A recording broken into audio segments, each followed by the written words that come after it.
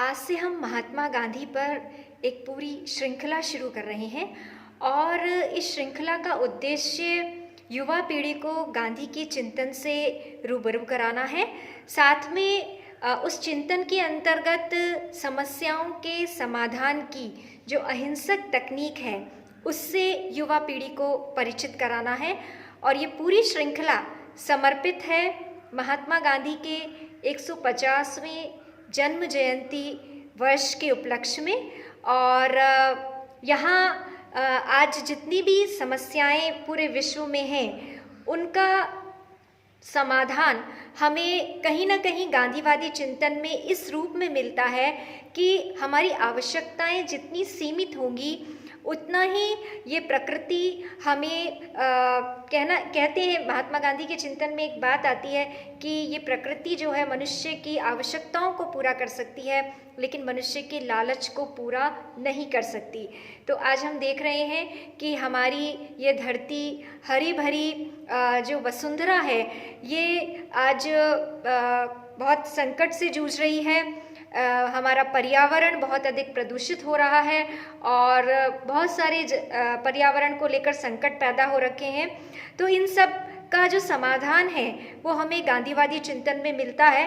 किस तरीके से हम अपनी आवश्यकताओं को सीमित रखते हुए और विकास करें, ऐसा विकास जो किसी भी तरीके के विनाश को आगे ना बढ़ाए। क्योंकि विकास तो हम करते रहते हैं लेकिन उसी लेवल पे विनाश भी होता रहता है।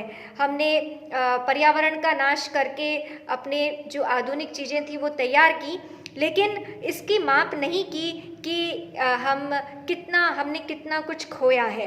तो आज के समय में कई देश ऐसे हैं जिन्होंने विकास को मापने का एक नया पैमाना शुरू किया है और उसके अंतर्गत वो जब विकास की गणना करते हैं तो वहाँ पे ये भी देखते हैं कि इतना डेवलपमेंट जो उन्होंने किया है उसके पीछे उन्होंने किन किन चीज़ों को खोया है, यानी क्या खोकर क्या पाया है। जैसे भूटान एक बहुत ही छोटा सा देश है, वहाँ पे जो वहाँ के इकोनॉमिक धरातल में जीडीपी और जीएन इसको नापने की जगह एक नया इंडिकेटर है और ग्रॉस नेशनल हैप्पीनेस की सकल राष्ट्रीय सुख, इसके आधार पर वहाँ पे इकोनॉमिक ग्रोथ को नापा जाता है।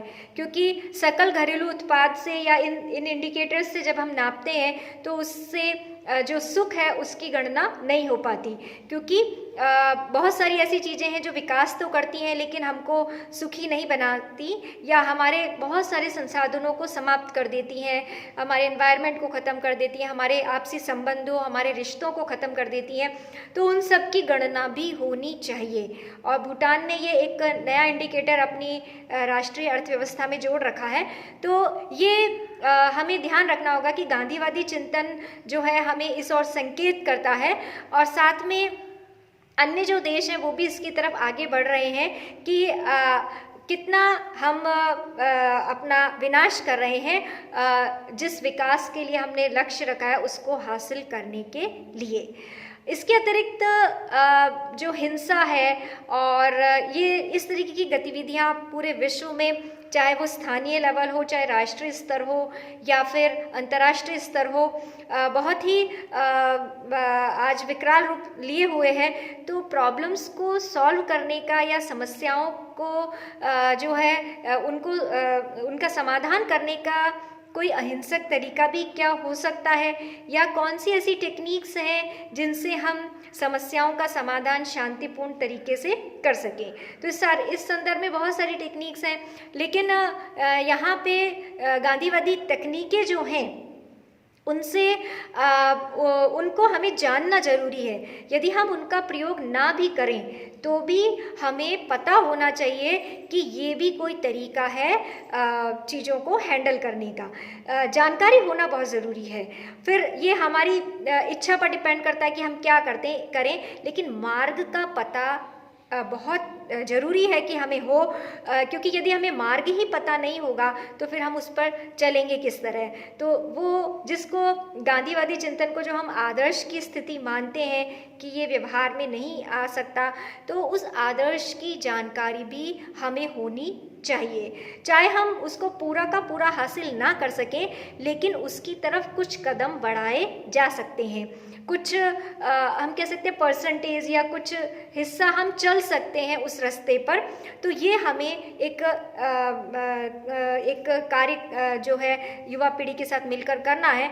और साथ में जो हमारा उद्देश्य है इस सीरीज़ को शुरू करने का, वो ये है कि जो गांधी जी ने जिन परिस्थितियों में रह करके या जिन मतलब हम सभी जानते एक सामान्य व्यक्ति थे वो, और जब उनकी शुरुआत हुई थी एक बहुत ही सामान्य व्यक्ति किस तरीके से यदि सत्य और जो अपनी अंतरात्मा की आवाज़ है उसको सुनकर यदि आगे बढ़ता है तो वो क्या कर सकता है, इसकी एक पूरी कहानी, यानी उनकी जो पूरे जीवन की कहानी है वो भी बहुत ही प्रेरणास्पद है।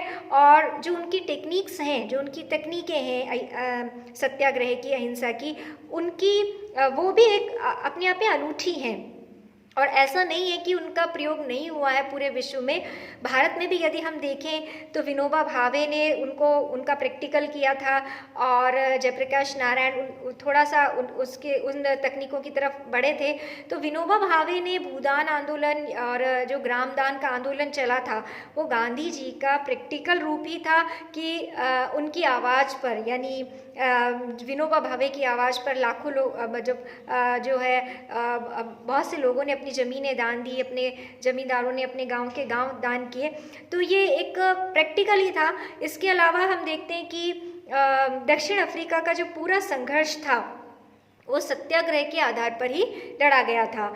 गांधी जी तो दक्षिण अफ्रीका में एक शुरुआत करके वापस भारत आ गए थे, लेकिन इसके पश्चात दक्षिण अफ्रीका में एक लंबी लड़ाई चली, और वो लंबी लड़ाई भारत को आज़ादी प्राप्त होने के बाद भी चलती रही। लेकिन उसकी विशेषता ये रही कि वो लड़ाई पूरी की पूरी अहिंसक तरीके से चली।